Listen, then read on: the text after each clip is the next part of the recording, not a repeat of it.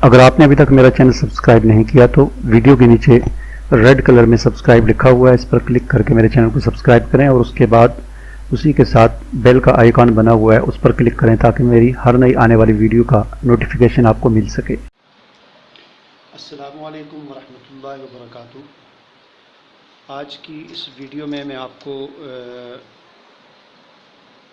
ये प्लांट है, cactus plant है, प्रिकली पेयर, इसकी रीपोर्टिंग करूँगा मैं इसे, यानी इसमें से गमले में से निकाल के इसको दोबारा मैं इसकी मिट्टी वगैरह जो है इसको अच्छे तरीके से साफ़ करके फिर इसमें दोबारा इसको रीपोर्ट करूँगा, क्योंकि आप इसको देख सकते हैं ये थोड़ा सा जो है ये टेढ़ा हो चुका है ऊपर इसकी जो है, और इसकी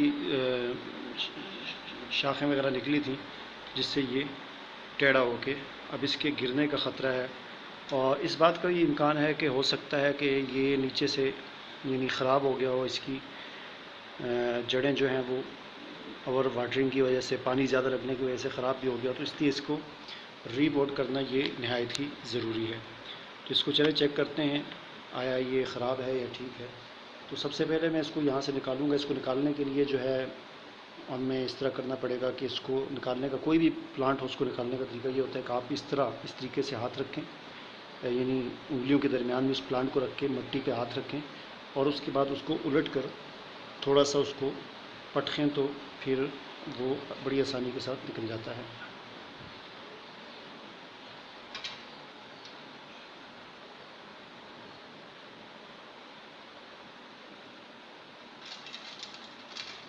क्योंकि इसकी लंबाई जो है ये ज़्यादा है तो इसको मैं पटक नहीं सकता, तो इसको मेरा ख्याल है कि मुझे किसी ऊंची चीज़ पर रख के इसको पटकना होगा। तो ये आप देख सकते हैं, इसे मैंने निकाल दिया है और इसकी आप देख सकते हैं इसकी जड़ें वगैरह वो अच्छे तरीके से इसकी जो है वो ग्रोथ चल रही थी। ये आप देखें इसकी जड़ें वगैरह जो है अच्छी तरीके से फैली हुई हैं पूरे गमले के अंदर।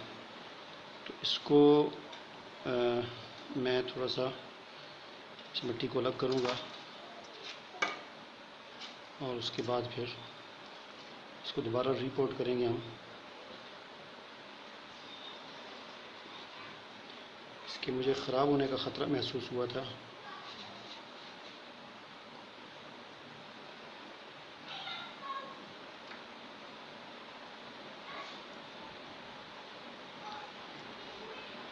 ये आप देख सकते हैं इसकी जड़ें हैं।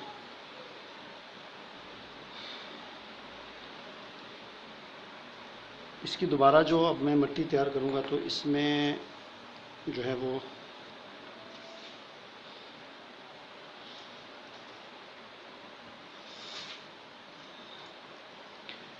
इस मिट्टी में कोई भी आपने गमला तैयार करना हो तो उसकी ख़ास तौर पर कैक्टस जो प्लांट होते हैं उनको तैयार करने के लिए ये है भुजा हुआ चूना, यानी वो चूना कि जो एक दफ़ा पानी में से गुजार के पानी उसका गिरा दिया गया और ये ठंडा हो गया, उसको भुजा हुआ चूना कहते हैं। तो ये आधी चम्मच जो है इसमें मैं ये मिला दूँगा।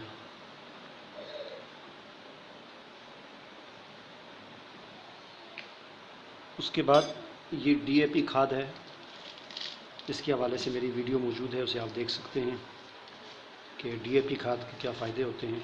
फर्टिलाइज़र है ये। तो ये डीएपी फर्टिलाइज़र ये किसी भी पौधे की नशोनुमा के लिए बहुत ही अच्छा होता है।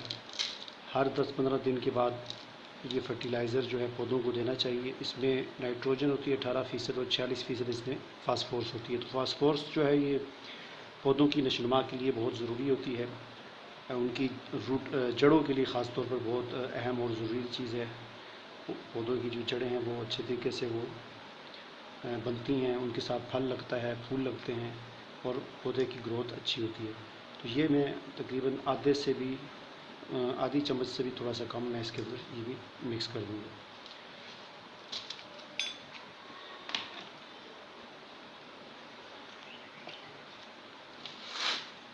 अभी ये इस मिट्टी को मैं अच्छी तरह से मिक्स करूँगा ताकि ये चूना और डीएपी खाद इसके अंदर अच्छी तरीके से मिक्स हो जाए।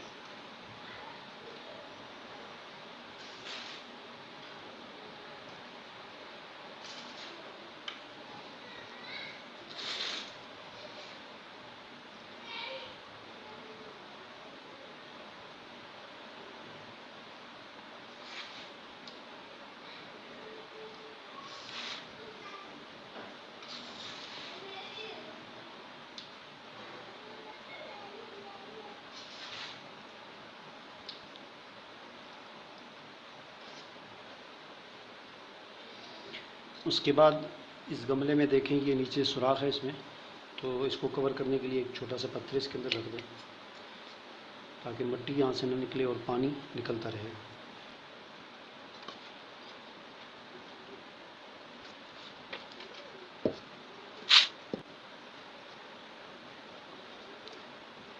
अब मैं इसको इसके बीच पे रखूँगा।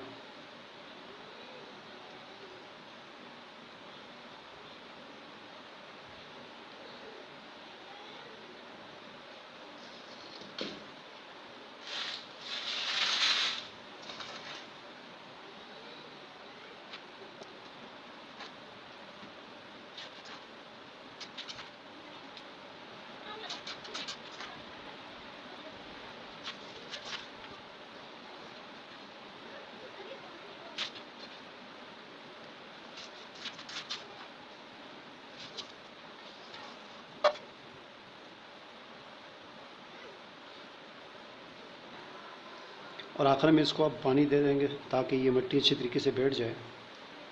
तो उम्मीद है कि आपको मेरी ये वीडियो पसंद आई होगी। इसे आप लाइक भी करें, शेयर भी करें और मेरे चैनल को ज़रूर सब्सक्राइब करें ताकि मेरी हर नई आने वाली वीडियो का नोटिफिकेशन आपको मिल सके।